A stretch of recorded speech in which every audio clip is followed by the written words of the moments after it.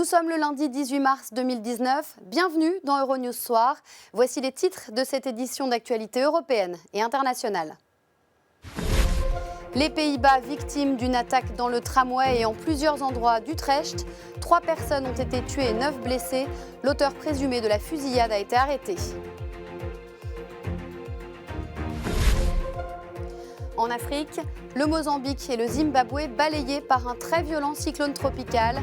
Idai a tout détruit sur son passage. Le bilan est lourd et pourrait dépasser le millier de morts. Et puis cette audience au Vatican, le pape François recevait le cardinal Barbarin, venu lui présenter sa démission après sa condamnation dans une affaire de prêtre pédophile. On terminera ce journal par les images d'une exposition à Bruxelles consacrée au maître de la peinture néerlandaise du XVIe siècle, Peter Bruegel. Je vous le disais en titre, les Pays-Bas ont été victimes d'une attaque dans le tramway et en plusieurs endroits d'Utrecht. Le suspect principal a été arrêté. Les autorités n'excluent pas la piste terroriste, mais explorent d'autres pistes comme un différend familial. 3 personnes ont été tuées et 9 blessées. Les précisions de Maxime Bios-Duplan. L'auteur de la fusillade d'Utrecht a été arrêté. L'homme de 37 ans d'origine turque a été interpellé par la police. Il est le principal suspect dans cette fusillade, d'abord qualifié de terroriste, qui a fait 3 morts ce lundi matin aux Pays-Bas. C'est en milieu de matinée qu'un homme a ouvert le feu dans un tramway et en plusieurs endroits de la ville. 9 personnes ont aussi été blessées. Plusieurs se trouvent dans un état grave. La traque du tireur aura donc duré 6 heures et mobilisé toute la police du pays. La frontière avec la Belgique a été particulièrement surveillée selon plusieurs sources. 3 hélicoptères médicaux ont été aussi mobilisés pour les opérations de secours et d'évacuation des blessés.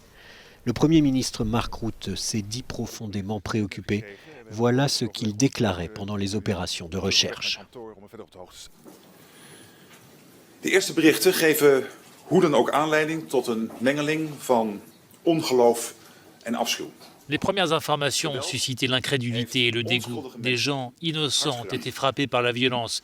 Nos pensées sont pour eux et pour leurs familles, dont les vies ont été renversées en un instant.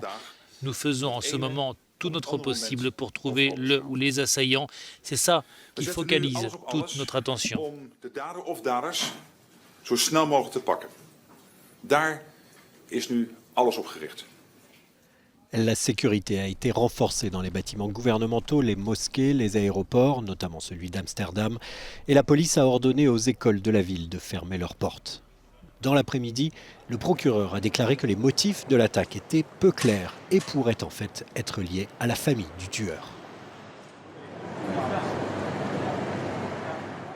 3 jours après les attaques contre 2 mosquées en Nouvelle-Zélande, l'enquête se concentre sur un Australien de 28 ans. Les enquêteurs cherchent aussi à savoir s'il a bénéficié de soutien avant de passer à l'acte. Christophe Garrache. La police australienne a également ouvert une enquête en lien avec les attaques terroristes de Christchurch en Nouvelle-Zélande.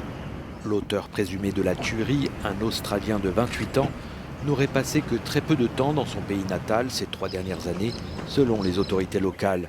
Le volet australien de l'enquête sera transmis ultérieurement aux policiers de Nouvelle-Zélande, où l'enquête ne fait que commencer. Il n'y avait qu'un seul assaillant. Cela ne veut pas dire que d'autres personnes n'ont pas donné leur soutien, et cela constitue une partie très importante de notre enquête. Les policiers ont par ailleurs interpellé un jeune homme qui avait relayé sur Internet la vidéo macabre de l'attaque. Il risque jusqu'à 14 ans de prison. Quant aux secouristes, ils se remettent peu à peu de leurs émotions. On a vu couler une rivière de sang qui coulait depuis la mosquée, et c'est une scène qu'on n'oublie pas. Le sang coulait littéralement sur le carrelage.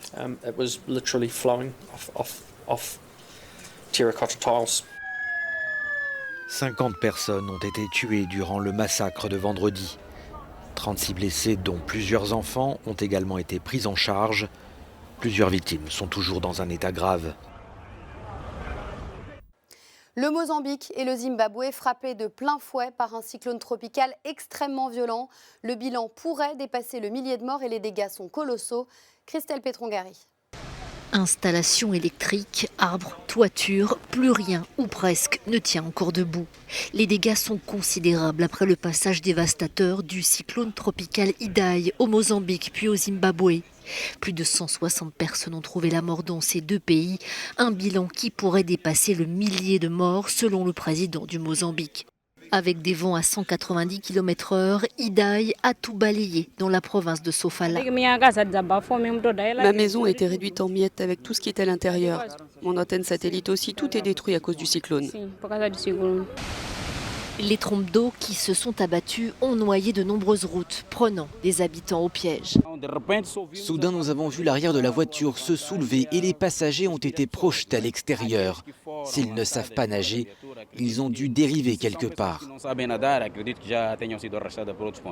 Ida est l'un des cyclones les plus puissants de l'océan Indien depuis 10 ans. Selon l'ONU, il a affecté près de 10 000 personnes.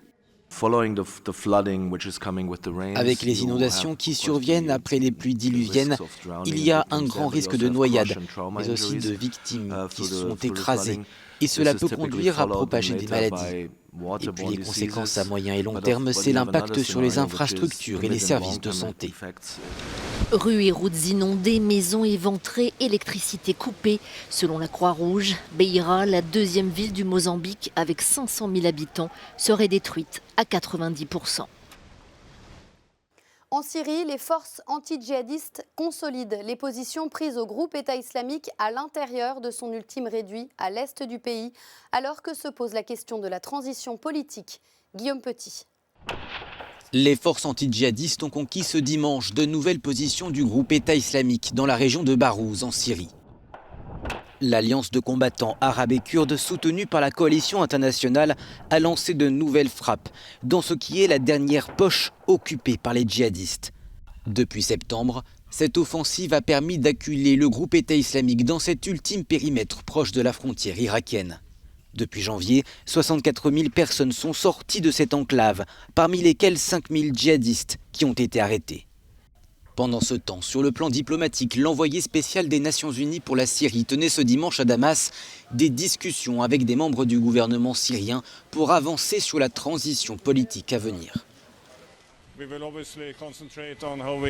Nous allons nous concentrer sur l'application de la résolution 2254 du Conseil de sécurité des Nations Unies, qui est mon mandat, et qui conduirait à un processus politique géré par les Syriens et facilité par les Nations Unies. La route vers la reconquête totale de la Syrie s'est avérée semée d'obstacles. La défaite du groupe État islamique à Barouz constituerait la fin de son califat autoproclamé en Syrie, même si le groupe a déjà entamé sa mue en organisation clandestine. Le président russe Vladimir Poutine était en Crimée aujourd'hui pour célébrer le 5e anniversaire de l'annexion par la Russie de la péninsule ukrainienne. Le récit de cette journée avec Laurence Alexandrovitch. La Russie applaudie par ses habitants de Sébastopol. Nous sommes en Crimée, cette région d'Ukraine annexée par Moscou qui accueillait ce lundi Vladimir Poutine. Le chef du Kremlin est venu dans le grand port de la mer Noire pour inaugurer 2 centrales électriques construites par la Russie dans la région. Les 2 structures, dont les premiers blocs énergétiques ont été lancés en 2018, vont désormais fonctionner à pleine puissance, s'est félicité Vladimir Poutine, qui a salué un pas important vers le renforcement de la sécurité énergétique de la péninsule. Depuis le 18 mars 2014, la Crimée est passée sous contrôle russe, un rattachement selon Moscou, une annexion pour la majeure partie de la communauté internationale. Nous sommes solidaires avec l'Ukraine en soutenant sa souveraineté et son intégrité territoriale, ce qui souligne l'unité de l'Europe et notre engagement à garder la Crimée au sommet de nos priorités collectives. Nous poursuivons notre implication et notre politique de non-reconnaissance de cette annexion illégale. Fin février 2014, des troupes envahissent la Crimée. Moscou nie qu'elle soit russe. Le 11 mars, la Crimée déclare son indépendance, confirmée par un référendum quelques jours plus tard. Le 18 mars, la Fédération de Russie accueille la Crimée en son sein. Rendre la région, pas question pour Poutine, même si la Russie subit des sanctions sévères depuis 5 ans. Le pape François a reçu aujourd'hui en toute discrétion le cardinal Philippe Barbarin qui lui a présenté sa démission. Retour sur l'affaire à l'origine de cette rencontre privée. Le pape va-t-il accepter la démission du cardinal Barbarin après la rencontre qui a eu lieu ce lundi matin entre François et l'archevêque de Lyon? La balle est désormais dans le camp du Vatican. L'entrevue discrète n'a pas été ouverte aux journalistes, mais le Vatican en a ensuite diffusé des photos. Philippe Barbarin, plus haut dignitaire de l'Église catholique française, a été condamné le 7 mars à 6 mois de prison avec sursis pour ses silences sur les agressions pédophiles d'un prêtre français sur des scouts dans les années 80 et 90 et dont il avait été informé par une victime en 2014. Le cardinal Barbarin a fait appel de sa condamnation et le pape pourrait attendre le résultat pour décider d'accepter ou non cette démission. 6 jours après le naufrage du Grande America au large de La Rochelle, les opérations anti-pollution se poursuivent dans le golfe de Gascogne. Selon les autorités, les côtes françaises ne devraient pas être touchées cette semaine. Près d'une semaine après le naufrage du navire italien Grande America, à 330 km à l'ouest de La Rochelle, les opérations contre la pollution se poursuivent. 4 bâtiments affrétés par la Marine nationale et par l'Agence européenne pour la sécurité maritime devaient être sur zone ce lundi, mais les manœuvres sont rendues difficiles par les mauvaises conditions météorologiques, des creux de 4 à 5 mètres. La dernière nappe d'hydrocarbures observée à ce jour se trouvait à 320 km des côtes françaises.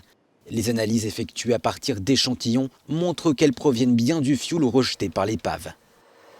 Le navire naviguait avec à son bord 365 conteneurs, dont 45 répertoriés comme contenant des matières dangereuses, mais aussi 2200 tonnes de fioul lourd qui risquent de se déverser dans l'océan.